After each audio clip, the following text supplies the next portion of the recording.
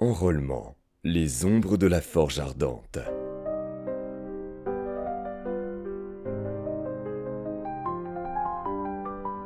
Histoire antérieure. Rencontre fortuite.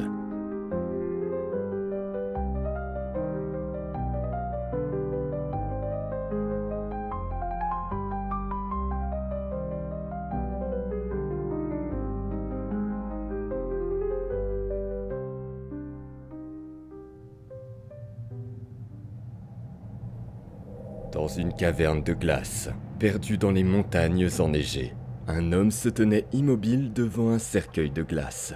Chaque respiration formait un nuage de vapeur dans l'air glacial. À l'intérieur du cercueil, une jeune fille semblait endormie dans un profond sommeil. Le vieil homme, portant une paire d'épaisses moufles, posa sa main sur le cercueil. Une expression de tendresse et de détermination sur son visage marqué par le temps. La grotte elle-même était un sanctuaire de glace, taillé dans un immense glacier. Des stalactites cristallines pendaient du plafond, créant des prismes de lumière qui dansaient sur les murs de givre.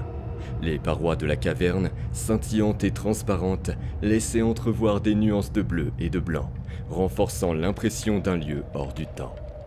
Au centre de la grotte, le cercueil de glace reposait sur un socle de pierre brute, entouré de runes anciennes gravées, scintillant faiblement d'une lumière protectrice. Le cercueil de glace était une œuvre d'art et de magie, taillé dans un bloc de glace parfaitement transparent. Il laissait voir clairement la jeune fille endormie à l'intérieur. La glace était si pure qu'elle semblait presque irréelle, comme si elle était faite de cristal enchanté plutôt que d'eau gelée. À l'intérieur, la jeune fille, vêtue d'une robe simple mais élégante, reposait paisiblement. Ses traits délicats et ses cheveux blonds encadraient son visage endormi. Les runes gravées sur le cercueil émettaient une faible lueur bleutée, signe de la magie puissante qui maintenait la jeune fille en stase. À ses pieds, un petit autel de pierre était aménagé avec quelques effets personnels.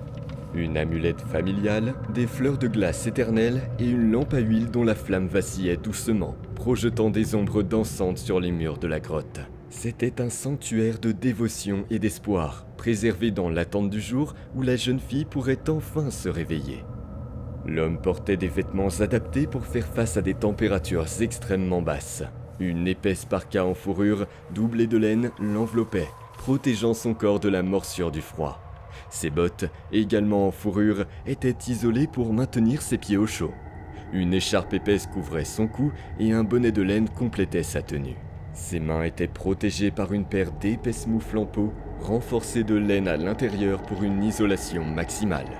Seuls ses yeux, brillants de détermination et de tristesse, étaient visibles, le reste de son visage étant couvert par un masque de protection contre le froid. Ne t'inquiète pas, Sarah. Bientôt tu pourras profiter du monde et découvrir ta propre voie. Papa s'en va, mais je reviendrai te voir bientôt. L'homme poussa un long soupir, ses yeux remplis de tristesse et de résolution. Il se retourna lentement et quitta la grotte, ses pas résonnant dans le silence glacé.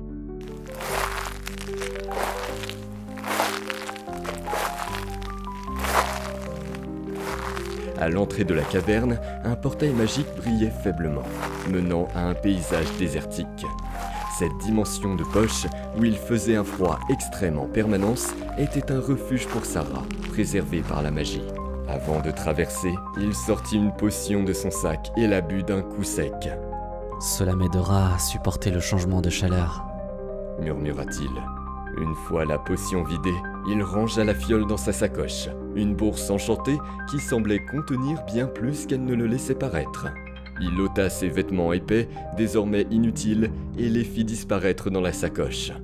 Le contraste entre la caverne glaciale et le paysage désertique de l'autre côté du portail était saisissant. D'un pas déterminé, il traversa le portail qui se referma derrière lui, le laissant seul dans la chaleur écrasante du désert.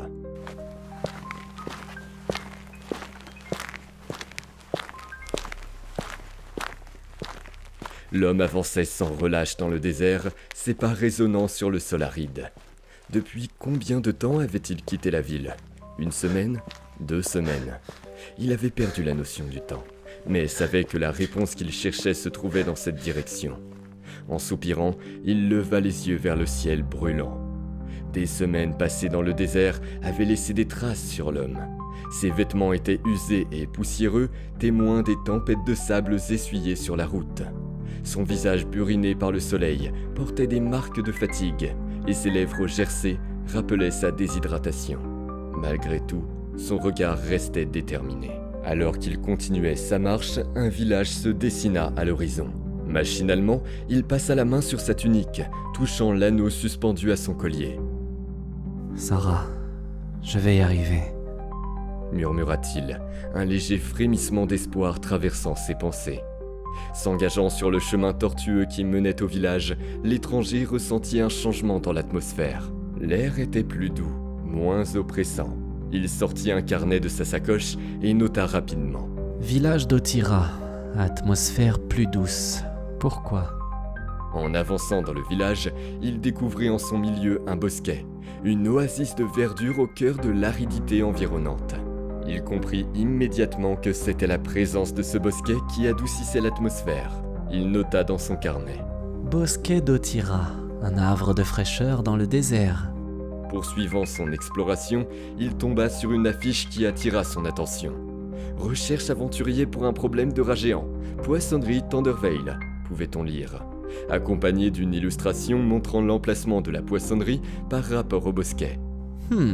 Un peu d'or et un vrai repas ne serait pas du luxe, se dit-il, esquissant un léger sourire.